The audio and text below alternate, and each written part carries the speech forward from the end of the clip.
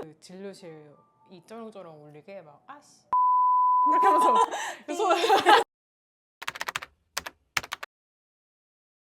안녕하세요. 저희는 청라 서울산성치과에서 근무를 하고 있는 치과위생사 김민정이고요. 서효정입니다. 네, 반갑습니다. 자, 오늘의 주제는 봅시다. 치과위생사들의 화끈한 폭로전, 우리가 치과를 고르는 기준에 대해서 같이 이야기를 하려고 했는데요. 일단 사실 우리 가족만 해도 막 저희 아빠가 나 요즘에 왼쪽 아래 잇몸이 너무 아파. 나 치과 뭐 어디 가야 돼? 이렇게 얘기를 하면 사실 아무데나 고르지는 않잖아요. 어떤 기준으로 좀 선택을 해주시는 편이세요? 과잉 진료가 조금 덜한 곳 근데 중요하지 않을까요? 네, 근데 이게 그 사람들은 잘 모르잖아요. 그냥 인터넷만 보고서 이 사람이 과잉 진료를 하는지 안 하는지, 꼼꼼하게 진료를 하는지 안 하는지를 잘 모르잖아요.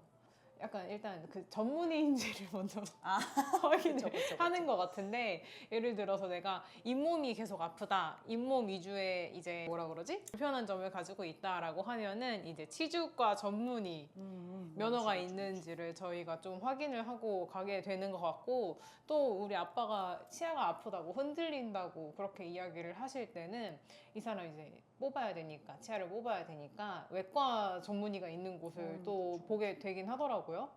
맞아. 그랬던 것 같아요. 그리고 그 동네에서 어쨌든 치과를 너무 멀리 갈 수는 없잖아요. 뭐 이제 싸게 가고 싶으면 다른 데 갈 수는 있지만 그 동네에서 얼마나 오랫동안 있었냐, 그것도 되게 중요한 것 같긴 해요. 그렇죠. 저희 병원은 얼마나 됐죠? 올해 횟수를 10년인가? 11년이죠? Unbelievable! 어쨌든 그렇군요. 네, 일단은 치과를 고르는 기준들이 사실 많기는 할 텐데 저희는 그렇게 고르지만, 혹시 다른 분들은 다른 의견이 있으시다면 댓글로 알려주시면 너무 좋을 것 같습니다. 다음번 주제는 그 소독의 개념이 사실 치과에서는 많이 중요하잖아요. 그래서 그 소독의 실체를 같이 한번 알아봤으면 좋겠는데, 일단은 그 소독을 잘 하고 있는 치과인가를 알려면 어떻게 해야 될까요? 사실 치과가 전반적으로 이제 거의 깨끗한 환경에서 진료를 진행을 하기는 하지만, 가장 환자로서 진료를 처음 보러 들어갔을 때 확인할 수 있는 건 이 소독기구가 아닐까 싶어요. 그렇죠. 이거를 어떻게 확인을 하죠? 대개는 이제 소독기구가 이렇게 이거 멸균지라고 하는 요 종이 안에 위아래가 다 막혀 있게 포장이 되어 있어야 합니다. 그리고 환자분들이 보실 때는 내가 이제 체어에 앉아서 기다리고 옆에서 치과위생사 선생님이 계속해서 이제 준비를 해주시는데, 요거를 이렇게 뜯어가지고 내 옆에 새로운 포장된 기구를 까주시는지를 좀 자세하게 보면 좋을 것 같기는 해요. 그렇죠. 그리고 한 가지 더 말씀드리면 요거 뭔지 아실까요? 이게 뭐죠? 이게 뭐죠? 이거는 이제 석션 팁이라고 환자분들이 네. 치과 진료 보실 때 물 빨아들이는 그 도구예요. 근데 요거를 간혹 재사용하시는 분들이 계신데, 이거는 일회용입니다. 이거는 일회용이라서 이렇게 구부려가지고 이미 썼던 거면은 버려야 되거든요. 그래서 요거 이제 일회용으로 잘 사용하고 있는 치과인지도 한번 확인해 보시면 좋을 것 같습니다. 맞아. 근데 사실 그러니까 본인들의 입에 들어간다라고 생각을 하면 절대 안 그럴 텐데. 그러니까요. 이제 뭐 어쨌든 좀 그렇습니다. 과잉 진료를 또 이야기를 안 할 수가 없는데, 이 원장님이 과잉 진료를 하는지 안 하는지를 좀 알아볼 수 있는 방법이 또 있을지 궁금합니다. 사실 그 원장님들마다 판단하는 기준은 다 달라요. 치과마다도 다 다르고.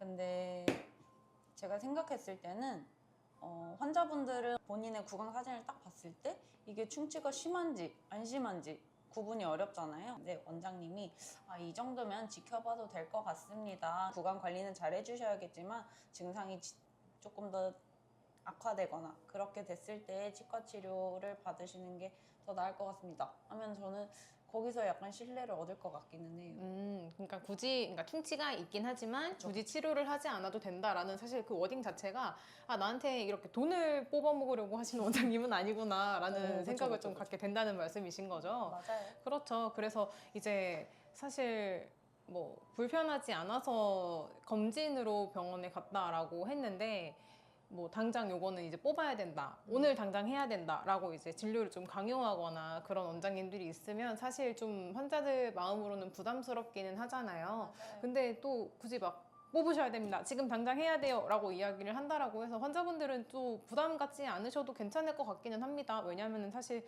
그 병원에서 선택을 굳이 해야 되는 것도 아니고 저희 막 피부과나 뭐 다른 것들 구매할 때도 이것도 알아보고 저것도 알아보고 하잖아요. 그거랑 마찬가지로 이 치과에 가서 이런 진단을 받아봤다라고 하면은 이제 다른 치과에 가서도 진단을 받아볼 수 있는 부분이고 여러 가지를 듣고 선택을 좀 하시는 것도 현명한 생각일 거라고 또 생각이 듭니다. 맞아요.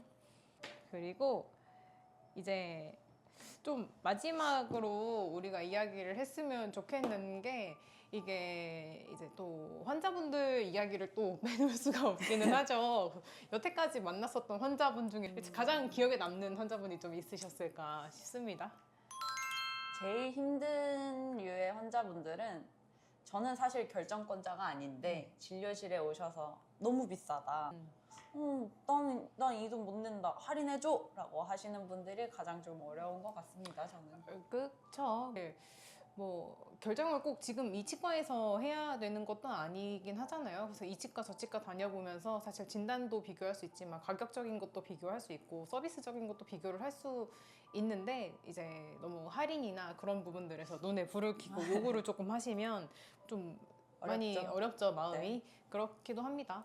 또 있나요? 저는 사실 그 교정치과에서 일을 조금 하면서 기억에 남았었던 게 이제 그 초등학생 분들이 저희가 예전 사람은 아니기는 해도 요즘에 이제 너무 자라나는 환경이 다르다 보니까 이제 생각을 하지 못한 행동을 할 때가 진짜 많았거든요. 그래서 이제 교정치과에 가면은 진단을 하기 위해서 막 사진을 찍어야 되는데 그 애기가 그 진료실 이 쩌렁쩌렁 울리게 막 아씨 하면서 이렇게 욕을 하면서 소리를 지르는 경우가 있었어요. 그래서 정말 너무 깜짝 놀랐었는데 그 욕 자체가 놀랐다기보다는 그 어린아이 입에서 나오는 워딩이 너무 좀 과격했다라는 게 저한테는 사실 좀 충격적이긴 하더라고요. 저희도 아무래도 사람이다 보니까 어, 욕설을 들으면 상처를 상처도 받고 받죠. 네, 그렇습니다. 네, 저희 아빠도 저한테 욕 안 하거든요. 그럼요. 서로 상호 존중을 하면서 이야기를 하는 게 좀 좋을 것 같습니다. 네. 네, 자, 네. 그래서 이번 폭로전에서 우리가 이야기를 했었던 건 총 4가지 정도로 볼 수 있을 것 같은데, 첫 번째는 이제 병원을 고르는 기준, 이런 것들을 좀 말씀을 드렸었고, 두 번째는 뭐였죠? 두 번째가 소독이었죠? 맞아요. 소독을 이제 잘 하고 있는 치과인지, 그런 것들을 좀 중점적으로 이야기를 했었던 시간이었었던 것 같고, 세 번째, 과잉 진료를 하는 병원인지에 대해서 우리가 한번 알아볼 수 있는 그런 것들을 이야기를 또 해봤었고, 마지막으로는 조금 힘들었었던 환자분들. 네, 그런 것들 관련해서 이야기를 했는데 사실 저희가 이야기를 한 건 엄청 일부일 것 같아요. 빙산의 일각인 것 같은데 그 외에 이제 또 다른 폭로 주제가 있으신 것 있으면 말씀해 주시면 또 야무지게 준비를 해보도록 하겠습니다. 네. 네, 이상 치과의생사 서효정. 김민정이었습니다. 감사합니다. 감사합니다.